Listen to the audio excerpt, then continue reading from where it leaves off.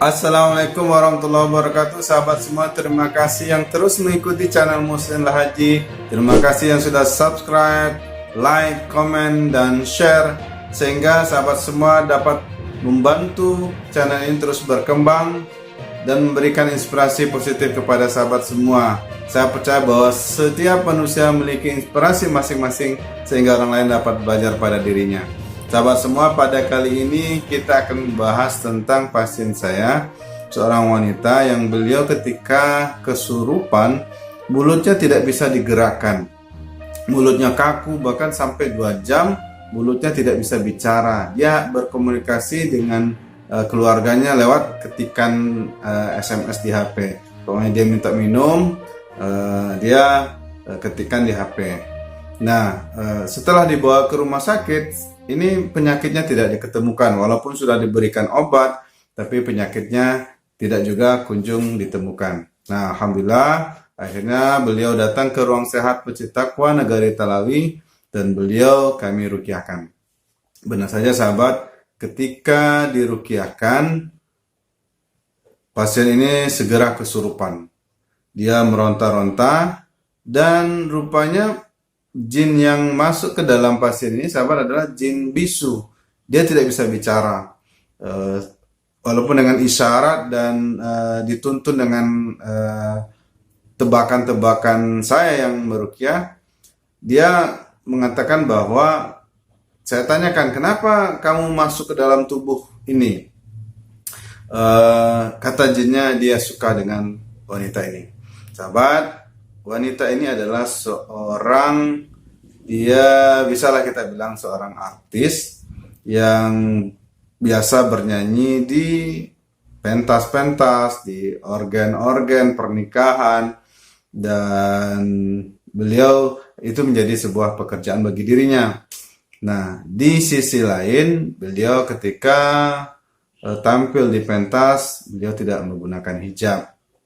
Nah, sahabat semua, ini menjadi clue atau kunci pertama yang bisa kita gunakan sebagai solusi dari penyakit yang pasien ini derita. Karena sahabat, sebagaimana video-video saya sebelumnya, kenapa seseorang setelah diruqyah tapi tidak sembuh, adalah salah satu yang membuat jin itu kembali adalah kelalaian yang tetap dilakukan oleh orang yang kesurupan ini, walaupun si peruqyah sudah menasihati dirinya.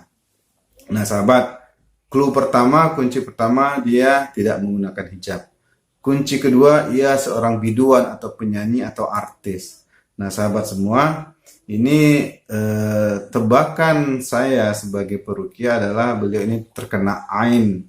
Jadi ain itu adalah jin, gangguan jin yang disampaikan lewat tatapan mata.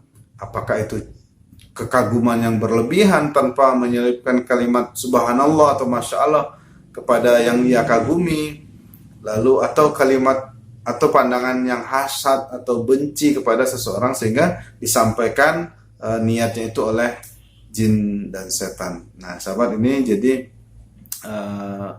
ini sedikit pengetahuan tentang ain ini. Makanya kalau kita melihat seorang anak bayi, ucapkanlah masya Allah atau ucapkanlah subhanallah. Karena kalau kita kagum berlebihan, maka bisa jadi tatapan mata kita itu akan dipengaruhi oleh jin dan setan. Sehingga membuat anak ini ada yang kalau malam hari sering menangis, sering panas gara-gara tadi siang dipuji berlebihan oleh seseorang tanpa mengucapkan subhanallah atau masya Allah. Begitu juga ketika seseorang benci, begitu kerasnya bencinya, begitu ia sangat tidak menyukai seseorang, ketika ia pandang dengan penuh kebencian, maka jin dan setan akan bermain di sana. Sehingga makanya kita senantiasa berdoa kepada Allah Subhanahu wa taala agar jangan sampai terkena ain ini.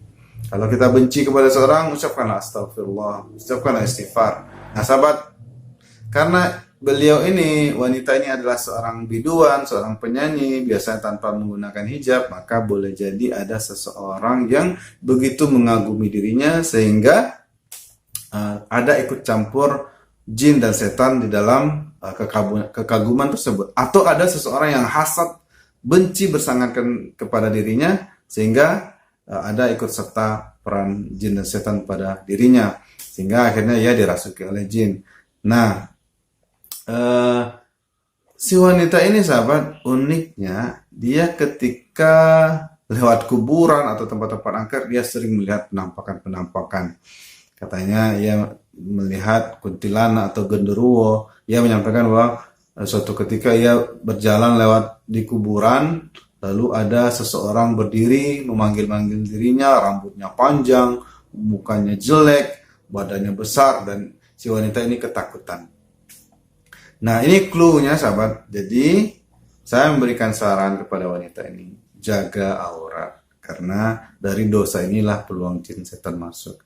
Jadi ketika ia melihat jin tadi, ketika ia melihat genderuwo tadi, ketika ia melihat kuntilanak tadi di jalan, di kuburan atau tempat-tempat angker, maka si wanita ini sesungguhnya di matanya ada jin dan setan. Jadi kalau ada seseorang yang bisa melihat hantu, bisa melihat genderuwo atau melihat kuntilanak, maka sahabat, dia sebenarnya bukan kelebihan itu adalah kekurangan sesungguhnya. Anak-anak yang indigo bisa melihat-lihat hantu dan sejenisnya, itu adalah kekurangan yang harus diruqyahkan sahabat. Nah, karena ia punya jin di tubuhnya, ketika seseorang ain atau ingin menyampaikan ilmu sihir, santet, pelet dan sejenisnya kepada seseorang yang ada jin di tubuhnya, maka santet, pelet, sihir ini akan dengan mudah menyerang seseorang. Dan si wanita ini sahabat, dia juga orang yang lalai dalam ibadah, tidak melaksanakan sholat. Sebagaimana yang sudah saya sampaikan, kalau rumah atau tempat seseorang yang tidak ada pagarnya, ada dindingnya, maka segala jenis gangguan akan masuk. Binatang, kambing, maling masuk ke dalam rumah. Begitu juga dengan hati seseorang yang tidak ada pagarnya, tidak ada ibadah, tidak ada bacaan Quran, tidak ada zikir, tidak menutup aurat, maka dengan mudah serangan-serangan jin itu akan masuk. Saya menasihati kepada dirinya, ini petunjuk yang kedua, agar ia pertama agar menjaga auratnya, yang kedua nyanyian-nyanyian seperti ini adalah nyanyian-nyanyian yang mengumbar aurat, disenangi oleh jin dan setan, sehingga ia jika ingin sembuh harus senantiasa menghindari hal-hal semacam ini. Nah, menjaga aurat, menghindari dari tempat-tempat semacam ini, tempat-tempat yang disenangi oleh setan, apalagi kalau sampai ada minuman-minum keras di tempat itu. Subhanallah sahabat, ini adalah sarang jin, sarang setan, sehingga seseorang dengan mudah terkena gangguan ini. Nah, yang berikutnya adalah ia harus menjaga ibadahnya. Ini petunjuk. Nah, ini nasihat saya kepada si pasien ini. Lalu saya minta untuk setiap hari sampai dirinya tidak terkena gangguan jin lagi, untuk mandi ruqyah atau minum air ruqyah. Bisa dengan cara mengambil air segelas, dikasih kurma 7 butir, dikasih habatus sauda, dikasih madu. Nah, lalu di blender, dibacakan Al-Fatihah 7 kali atau ditambah ayat kursi, lillahi ma fis samawati wa ma fil ard, qul huwallahu ahad, qul a'udzu birabbil falaq, qul a'udzu birabbin nas, ditiupkan 3 kali. Nah, ini diminumkan sahabat pagi hari dan sebelum beliau tidur. Nah, bisa juga kalau masih terus mendapati gangguan-gangguan, masih sering melihat-lihat makhluk yang kasat mata, bisa juga mengambil garam kasar, lalu diambil daun bidara, di blender, lalu kita berwudhu. Tumpahan air wudhu tersebut masuk ke dalam baskom yang dicampurkan dengan air daun bidara tadi yang dicampur garam, yang sudah kita bacakan ayat-ayat seperti tadi, Al-Fatihah, ayat kursi, lillahi ma fis samawati wa ma fil ard, qul huwallahu ahad, qul a'udzu birabbil falaq, qul a'udzu birabbin nas, ditiupkan, dimasukkan ke dalam baskom mandi air kita. Setelah air wudhu kita masuk ke sana, setelah itu kita mandikan. Ini lakukan secara ulang berulang sampai ia tidak lagi melihat hal-hal seperti ini, sampai ia tidak lagi mendapat gangguan-gangguan seperti ini. Nah, alhamdulillah sahabat, ketika di ruqyah itu saya memberikan minuman blender, madu, kurma 7 butir ditambah daun bidara, saya bacakan ayat-ayat ruqyah, akhirnya ia seperti kepanasan mulut, karena jin ini berada di mulut katanya. Jin ini sangat kepanasan dan ia muntah-muntah, dan dengan proses muntah-muntah ini akhirnya jinnya keluar. Kepada sahabat mungkin yang ada keluarganya terkena hal seperti ini, maka bisa diobati dengan cara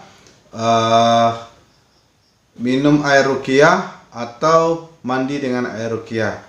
Yang paling penting saya nasihatkan kepada si wanita ini yang terkena gangguan ini adalah menjaga ibadahnya, menjaga dirinya dari mengumbar aurat, menjaga dirinya dari lantunan-lantunan yang mengandung lirik syahwat dan sejenisnya, apalagi kalau di tempat itu terdapat minuman-minuman keras.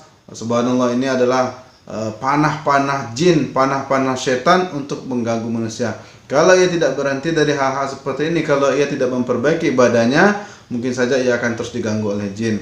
Takutnya kita khawatir kalau ketika ia sedang berkendaraan lalu tiba-tiba ia kesurupan, nah ini berbahaya, bisa jadi ia jatuh ke tempat yang membuat nyawanya terancam. Oleh karena itu segera ia harus membersihkan dirinya dari gangguan jin dengan cara-cara yang sudah kita sampaikan tadi. Semoga bermanfaat. Allahu a'lam bishawab. Assalamualaikum warahmatullahi wabarakatuh.